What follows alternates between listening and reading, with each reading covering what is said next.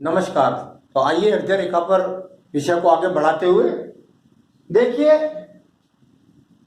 मैंने बताया पिछले एपिसोड में आपको कि हृदय रेखा पर यदि खड़ी हुई रेखाएं हैं तो उनका क्या फल होता है।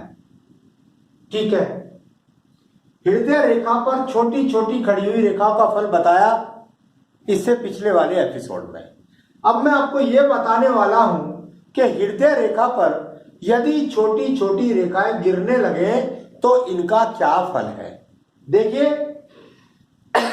यदि आपके बुद्ध पर्वत के नीचे, आप इस तरीके से डिवाइड करके भी कर सकते हैं यदि आपको गणना में दिक्कत है, तो बुद्ध पर्वत के नीचे यहां यदि ये छोटी छोटी रेखाएं आड़े रूप में गिरती हैं, सबसे बड़ी मैं बात कर रहा हूं आड़े रूप में गिरना, तो यदि आड़े रूप में गिरने वाली बुद्ध पर, ये पर्वत पर रेखाएं हैं, तो जहां खड़ी रेखाएं इस जगह पर धन के लिए लालसा है, धन के लिए काम करके व्यापार करके, व्यापार की बात हो रही है, कभी कभी गणित, ये बुद्ध पर्वत गणित का भी होता है। तो व्यक्ति क्या होता है, अब सीए कर लिया है, सीए करने के बाद उसका काम चल जाए, इसकी इच्छा कर रहा है, तो ये इस तरह की छोटी छोटी ऊपर खड़ी हुई रेखाएं, आड़ी रेखाएं।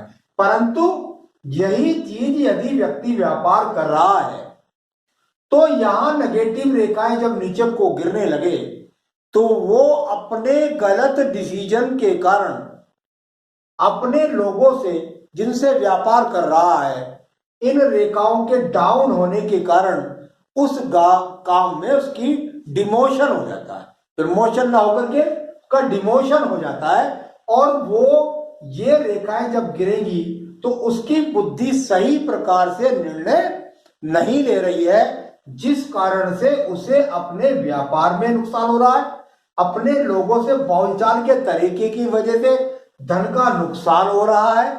साथ ही साथ कई बार ये देखने में आता है, मैं बता रहा था कि यहाँ कहीं ना कहीं संबंध जो है वो यहाँ हार्ट से भी है। तो इस जगह पर कई बार देखने में आता है कि व्यक्ति को हृदय से संबंधित रोगों का, और कितनी बार बुद्ध में मैंने जब ये देखा है तो चेचक के रोग या एलर्जी के रोग, इस प्रकार के रोग, और रेखाएं गई, एलर्जी खत्म।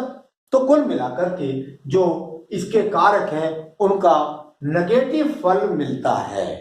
अब बात करूंगा इसके बाद आपकी, ये पर्व है आपका सूर्य का पर्व। अब ये सूर्य का पर्व है, ये रहा, इस पर ये रेखाएं गिरना, ये अशुभता की निशानी। क्या निशानी है? आप सही हैं, आप सही नौकरी पर हैं, आप अपना कार्य सही प्रकार से कर रहे हैं। अब किसी आदमी ने राज्य सरकार की पदवी पर आपको प्रलोभन दिया, आपने अंडर टेबल प्रलोभन लिया, लेकिन वो व्यक्ति आपकी पिक्चर बना रहा है। यहां ये सूर्य है यश का, प्राप्ति का, पदोन्नति का, और साथ ही साथ जब ये छोटी छोटी रेखा आ जाए तो व्यक्ति का डिमोशन हो जाता है। व्यक्ति पर कोई आदमी उसके प्रति कुछ ऐसा काम कर देता है जिसकी वजह से उसे अपने पद में तरक्की तो रुकी गई, पता लगा कुछ दिन के लिए वो व्यक्ति घर भी बैठ गया। तो इस प्रकार की रेखाएं जब यहां से मिट जाएंगी वापिस आ जाएगा, या यहां पर बनी रहेंगी, आपका मुकदमा चलता रहेगा। तो कुल मिलाकर के सूर्य के पर्व है, यहां आग के लिए, आग के भी रोग हो सकते हैं। तो कुल मिलाकर के इस बात को आपका बेवजह आपको गुस्सा बहुत आ रहा है, तो ऐसी चीजें यहां आपको गिरती हुई रेखाओं के रूप में जाननी चाहिए। अब बात करूंगा यहां पर आपके सीधा सीधा शनि पर्व। अब शनि पर्व के नीचे यही रेखा छोटे छोटे रूपों से गिरने लगी। देखिए, ये शनि पर्व इच्छाओं के लिए, वासना के लिए, गुप्त संबंधों के लिए, स्वार्थीपन के लिए, जिन चीजों के लिए जाना जाता है, यहां व्यक्ति इच्छा, वासना, स्वार्थीपन, या ये धन का कारक भी है, या स्वास्थ्य के लिए भी जानी जाता है शनि पर। तो कुल मिलाकर जब ये रेखाएं छोटे छोटे रूप से इस पर्व के नीचे चल रही हो तो कितनी बार देखने में आता है कि व्यक्ति का अपनी पत्नी के साथ में संबंध खराब चलते हैं। और कारण क्या होता है, वो जान जाती है कि इसके संबंध कहीं गलत चल रहे हैं। या ऐसा नहीं होता, ऐसा हमेशा की बात नहीं कर रहा भैया, वासना का यहां वासना की तरफ आकर्षित होना, यहां कुल मिलाकर के कई बार व्यक्ति का ध्यान चला जाता है गुप्त विद्याओं की तरफ, यानी वो जाके तंत्र मंत्र में शामिल होने लगता है, या आप समझ सकते बहुत ज्यादा स्वार्थी हो जाता है, बस अपने अपने लिए सोचना, बाकी भाड़ में जाए परिवार, बाकी जाए घर, अपने तो गए शाम को ठेके पे दारू पी और सो। तो कुल मिलाकर के यहां यदि इस प्रकार की रेखाएं गिरने लगे तो उसके फल को आप इस प्रकार से जान सकते हैं। अब यही काम आपके इस पर्व पर होने लगा। देखिए यहां वी का चिन्ह बन सकता है, त्रिशूल बन सकता है, लेकिन इसको जरा काउंटिंग करना पड़ेगा कि ये रेखा एकदम डाउन ना होकर के थोड़ा आड़ी है, और कम से कम इनकी गिनती जो होनी चाहिए वो 3 रेखाओं में अवश्य होनी चाहिए। तो ये बृहस्पति का पर्व है। बृहस्पति का पर्व, गुरु का आदर न करना, बृहस्पति के घर पर गिर गया, मंदिर में रहता है, ट्रस्ट का गल्ला भी है, ट्रस्ट की चाबी भी है, नहीं भी है तो बनवा भी लेता है।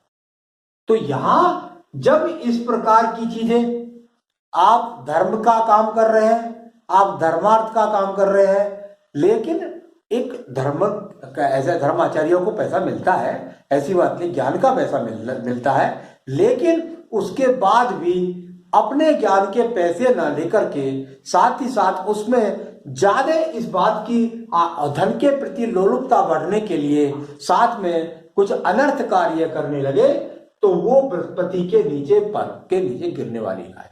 तो मैंने आपको बताया उठने वाली रेखाओं का फल और गिरने वाली रेखाओं का। अब कई हाथ में देखने को मिलेगा आपको, सभी जगह पूरे हाथ पर नहीं, लेकिन पता लगा यहां भी उठ रही है और यहां भी उठ रही है, या ऊपर नीचे लगातार डाउन हो रही है। तो इसके मिश्रित फल के रूप में जानना चाहिए।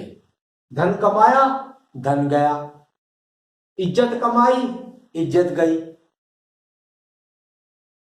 यहां धन कमाया, स्वार्थी हुआ, पैसा कमा लिया किसी से, लेकिन उसी काम में, जिस काम से कमाया गलत से, वो गलत में चला गया। तो यहां कुल मिलाकर के अप और डाउन की रेखाओं को सम्मिश्रित रूप में पढ़ करके जानना भी, जैसे मैंने बताया, दोनों को पढ़ करके, सुन करके, आप उसको अध्ययन करके, मनन करके अच्छी तरीके से जान सकते हैं। तो आज मैंने आपको बताया इन रेखाओं के बारे में। आगे भी मैं हृदय रेखा से संबंधित और एपिसोड लेकर के आता रहूंगा, और आपको अपनी तरफ से जितनी जानकारी ईश्वर मुझे देंगे उतनी जानकारी मैं आपको बताने सिखाने का प्रयास करता रहूंगा। तब तक आप मेरे चैनल को सब्सक्राइब कर सकते हैं, लाइक कर सकते हैं, शेयर कर सकते हैं। नमस्कार।